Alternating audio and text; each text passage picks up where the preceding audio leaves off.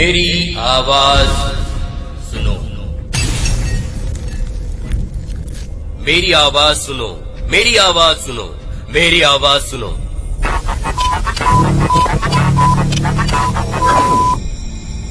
आजकल गांव, शहर, देश के हर गली कूचे में बस यही आवाज सुनाई दे रही है, क्योंकि हर कोई अपनी ही आवाज सुनाना चाहते हैं।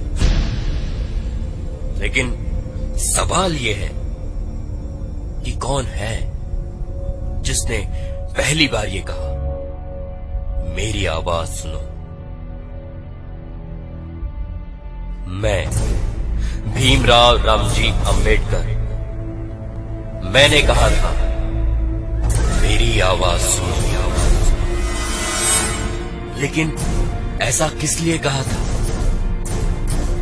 वो इसलिए ताकि मेरी बढ़ी हुई, खोजी हुई, कही हुई सच्चाई के धरातल पर इंसानियत की बातों को आप सभी सुने और समझे।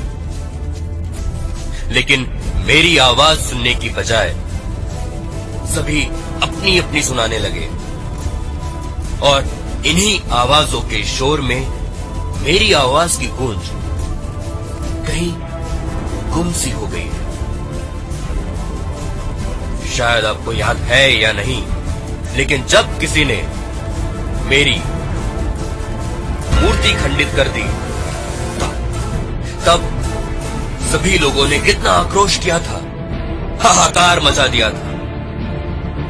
मैं उनसे कहता हूं, मैं भीमराव रामजी अंबेडकर आज खुद अपनी इच्छा से अपने सर को अपने धड़ से अलग करता हूं,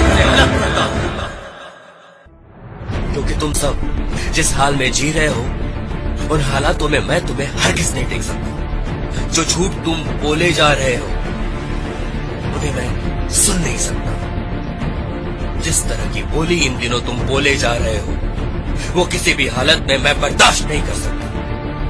तुम्हें इस बात की नाराजगी है कि किसी ने मेरा सर मेरे धड़ से अलग कर दिया, लेकिन मुझे इस बात की कोई नाराजगी नहीं, ना ही कोई शिकायत है मुझे, क्योंकि यहां मुझे तुम सब के सब बिना सर के दिखाई दे रहे हैं। क्योंकि यदि तुम्हारे धड़ पर सर होता, तुम्हारी आंखें होती, कान होते, जुबान होती, दिमाग होता। लेकिन जब मैं तुम लोगों को देखता हूं तो इनमें से कोई भी अंग तुम्हारे पास है ऐसा मुझे नजर नहीं आता। और जानते हो ऐसा क्यों है? क्योंकि यदि तुम्हारे पास आंखें होती तो क्या सही है और क्या गलत ये तुम देख पाते। यदि तुम्हारे पास कान होते तुम सुन पाते, जुबान होती बोल पाते, और यदि दिमाग होता तो सोच पाते, समझ पाते, खुद पर हो रहे अन्याय से लड़ते, खुद के खिलाफ बुने जा रहे षड्यंत्र को नाकामयाब कर पाते। यूं ही सब कुछ सहते हुए, चुप्पी साधे हुए जी नहीं रहे होते। और अगर इसी तरह से जिंदगी जीने का तुम लोगों का मकसद बन चुका है तो मैं किससे बात करूं, किसे समझाऊं? और भला क्यों? तुम 1 अरब 25 करोड़ धड़ वालों के बीच भला मैं अकेला अपने धड़ पर सर रखकर क्या हासिल कर लूंगा?